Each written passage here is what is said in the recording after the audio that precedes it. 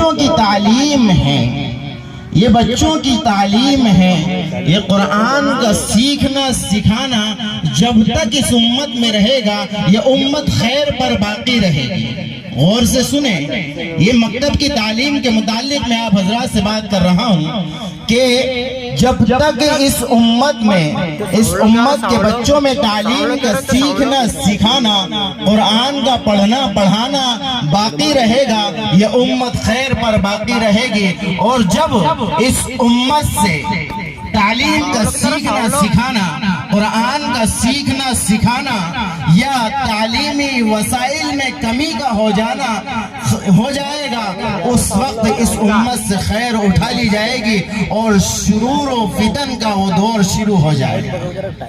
آج ہم غور کریں، ہمارے مکاتب ہم آ کر دیکھیں تو ہمارے مکاتبوں سے تعلیم غائب ہو رہی ہے، تعلیم نہیں تو وسائل غائب ہو رہے ہیں، تعلیم نہیں تو وسائل غائب ہو رہے ہیں، پڑھانے والے چلا رہے ہیں۔ ہمیں ان چیزوں کی ضرورت ہے، ہمیں فلاں چیز کی ضرورت ہے، ماں باپ تک اطلاعیں کی جا رہی ہیں، ذمہ داروں تک اطلاعیں کی جا رہی ہیں، لیکن وہ سہولتیں، وہ وسائل، وہ آلات علم مہیا نہیں کرائے جا رہے ہیں۔ تو پھر حضرت عبداللہ ابن عیسیٰ تابعی رحمت اللہ علیہ کے قول کے مطابق شرور و فتن کا دور اس بستی میں آنا شروع ہو جائے گا۔ امام راضی رحمت اللہ علیہ تفسیر کبیر میں لکھتے ہیں کہ اللہ رب العزت بچوں کی تعلیم سے، بچوں کے قرآن سیکھنے سے، بچوں کے عقائد سیکھنے سے، بچوں کے دین سیکھنے سے اس قدر خوش ہوتے ہیں کہ اس بستی کے بدکار، زناکار، فاسق، فاجر، گناہگار جتنے بھی برے کام کرنے والے ہیں، اگر ان پر عذاب آنے والا ہوتا ہے، اللہ ان مکتب میں پڑھنے والے بچوں کی برکت سے ان پر عذاب آنے سے روک دیتے ہیں۔ کیا سمجھتے ہم ان مکاتب کو، جن کو ہم نے کھیل تماشا بنا دیا ہے، جن کی طرف ہماری توجہ مرکوز نہیں ہو رہی ہے، جن کی ہمارے دلوں میں اہمیت باقی نہیں رہی ہے، اس مکتب کی اہمیت باقی نہیں رہی جس میں قرآن کریم پڑھایا جا رہا ہو، اس مکتب کی اہمیت ہمارے دلوں میں باقی نہیں رہی جس میں رسول اللہ صلی اللہ علیہ وسلم کی احادیث مبارکہ پڑھائی جا رہی ہے، اس مکتب کی اہمیت باقی نہیں رہی ہے جس میں آئندہ نسلوں کے ایمان کی حفاظت کی ذمہ داری لی جا رہی ہے، ان مکاتب کی ہمارے اندر اہمیت باقی نہیں رہی۔ میرے بھائی بزرگ عزیز و دوستوں، ہمیں مکاتب کی طرف توجہ دینی ہوگی۔ یہ پروگرام کرنے کا مقصد کوئی شو کرنا نہیں ہے، شو بازی نہیں ہے، علماء کو بلانا یہ کوئی ایک رسم رواج نہیں ہے، بلکہ صرف اس لیے کہ ہمارے دلوں میں قرآن کی، احادیث رسول کی اور ان جگہوں کی جن میں ان کو پڑھایا جاتا ہے ان کی اہمیت آ جائے، اس لیے یہ پروگرام سجایا گیا ہے، اس لیے ان بچوں کو آپ کے سامنے پیش کیا گیا ہے۔ حضرت عبداللہ ابن عباس، حضرت اکرمہ ایک تابعی ہیں، بڑے شریر تھے، آپ کے پاس پڑھنے آتے، نہیں پڑھتے دل نہیں لگتا، زنجیروں میں جکڑ دیے جاتے، بعد میں چل کر محدث ہوئے۔ حضرت عبداللہ ابن مسعود رضی اللہ تعالیٰ عنہ فرماتے ہیں کہ رسول اللہ صلی اللہ علیہ وسلم ہمیں ہمارے بچپن میں دین کی تعلیم دیا کرتے تھے، ہمیں قرآن سکھایا کرتے تھے، ہمیں نماز سکھایا کرتے تھے، اور سکھانے کا کیا طریقہ ہوتا تھا کہ رسول اللہ صلی اللہ علیہ وسلم ہم سے اتنا قریب ہو جاتے کہ آپ اپنے گھٹنوں سے ہمارے گھٹنوں کو ملا دیتے تھے۔ کان یعلمنا التشہد کما یعلم المکتب، ہمیں رسول اللہ صلی اللہ علیہ وسلم اس طرح تشہد سکھا دے جس طرح ایک مکتب کے طالب علم کو سکھایا جاتا ہے۔ تو میرے بھائی بزرگ اور عزیز و دوستوں، میں زیادہ وقت نہیں لوں گا، وقت کافی زیادہ ہو چکا ہے، اور مفتی صاحب نے ماشاءاللہ بہت ہی پیاری باتیں بہت ہی وضاحتی انداز میں بیان کر دی ہیں۔ میں تو صرف حکماً یہاں آ گیا ہوں، تھوڑی سی اور مختصر بات کر کے اپنی بات کو ختم کرتا ہوں۔ یہ مکاتب ہی ہماری آئندہ نسلوں کی حفاظت کے گارنٹر ہیں، یاد رکھیں۔ کیوں؟ میں مثال دیتا ہوں، ہمارے گاؤں میں آم کے پیڑ ہیں نا، ان نوجوانوں نے لگائے وہ جو اب پھل دے رہے ہیں، ان نوجوانوں نے لگائے جن میں پھل لگ چکے ہیں، نہیں لگائے۔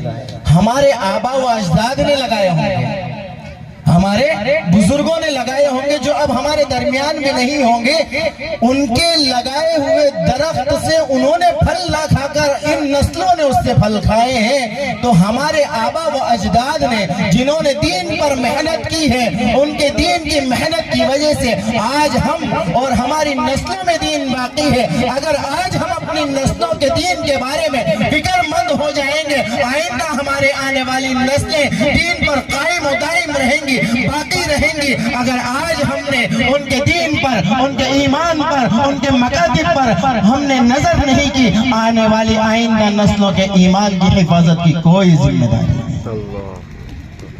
جس طرح ہم اپنے آبا و اجداد کے لگائے ہوئے درخت سے آج پھل کھا رہے ہیں، ہماری آج کی محنتوں سے ہماری آنے والی آئندہ نسلیں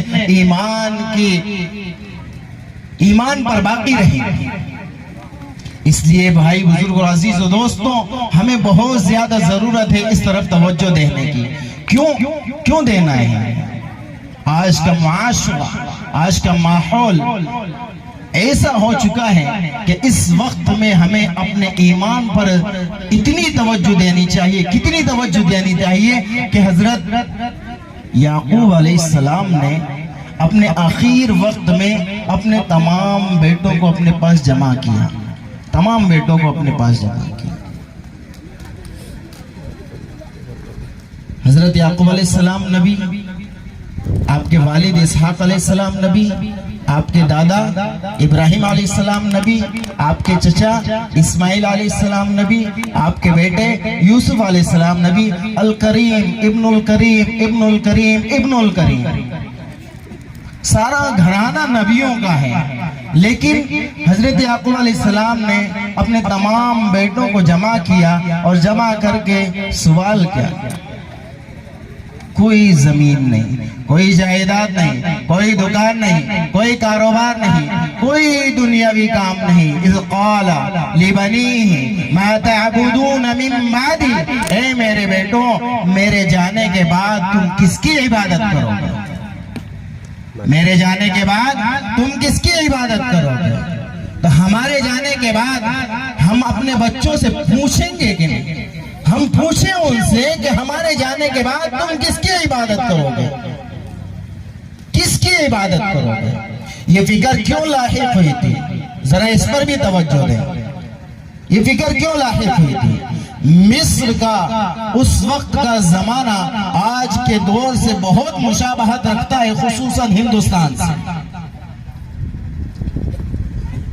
مصر کا وہ وقت آج کے اس وقت سے اور خصوصاً ہندوستان سے بہت زیادہ مشابہت رکھتا ہے، کیونکہ اس وقت میں غیر اللہ کی اکثریت تھی اور اہل اللہ کی اقلیت تھی، یعنی مسلمان کم تھے اور غیر مسلم جو اللہ کو نہیں مانتے تھے وہ زیادہ تھے۔ آج ہمارے ہندوستان میں بھی یہی حال ہے۔ تو حضرت یعقوب علیہ السلام کو یہ خوف ہوا، یہ ڈر ہوا کہ کہیں اکثریت اقلیت پر غالب نہ آ جائے، ان کا مذہب، ان کا طریقہ بھلا نہ دیا جائے، اکثریت کے دباؤ میں آ کر اقلیت کہیں گم نہ ہو جائے۔ حضرت یعقوب علیہ السلام نے اپنے بیٹوں کو بلا کر پوچھا، میرے بعد تم کس کی عبادت کرو؟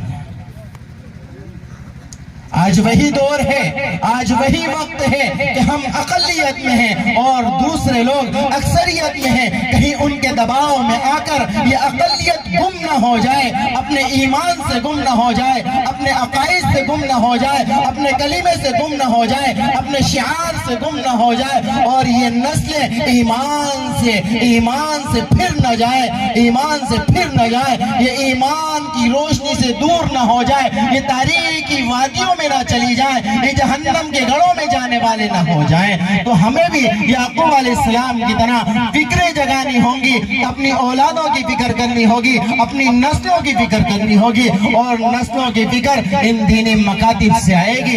یہ بیٹھنے والے علماء اکرام سکھائیں گے کہ دین کیا ہے، ایمان کیا ہے، اسلام کیا ہے، شریعت کیا ہے، قرآن کیا ہے۔ یہ علماء اکرام ہیں، ان کو آپ سونپے تو صحیح، مکمل طور پر اختیار دے تو صحیح، مکمل وسائل، مکمل انتظام کرا کر دے تو صحیح، یہ آپ کے بچوں کی تعلیم و تربیت ایسی کر کے دیں گے کہ دنیا میں بھی انہیں عزتیں ملیں گی اور آخرت میں بھی کامیابی ان کے قدم چومے گی انشاءاللہ۔ لیکن مجبور ہیں، وسائل درکار ہیں، وسائل ہی نہیں، وسائل ہی نہیں۔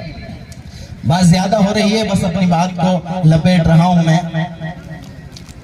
بات ختم کر رہا ہوں، کیونکہ مفتی صاحب کے سامنے تو میں بھی اب بول نہیں پا رہا ہوں، کیونکہ مفتی صاحب نے بہت ہی وضاحتی باتیں کی ہیں اور ہمارے لیے بہت ہی کافی بات ہے، وہ اس سے آگے بولنا تو خیر۔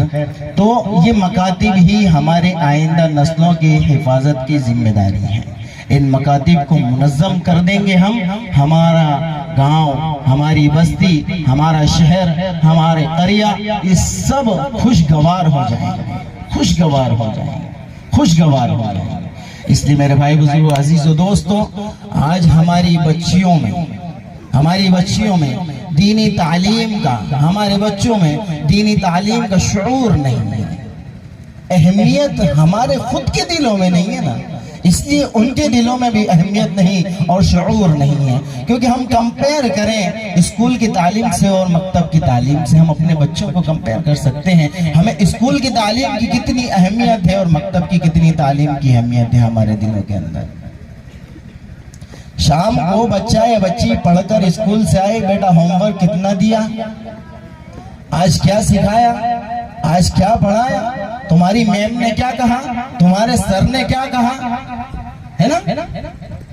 اور جب جا رہے ہیں اس وقت تم نہا لو، چوٹی کر لو، کنگا کر لو، فریش ہو جاؤ، اچھی ڈریس پہنو، پریس والی ڈریس پہنو، اپنا ٹفن لو، اپنی بوٹل لو، اپنا سارا آلہ تعلیم، قلم، کاپی، کتاب، بستہ، سب کچھ لو۔ مکتب جاتے وقت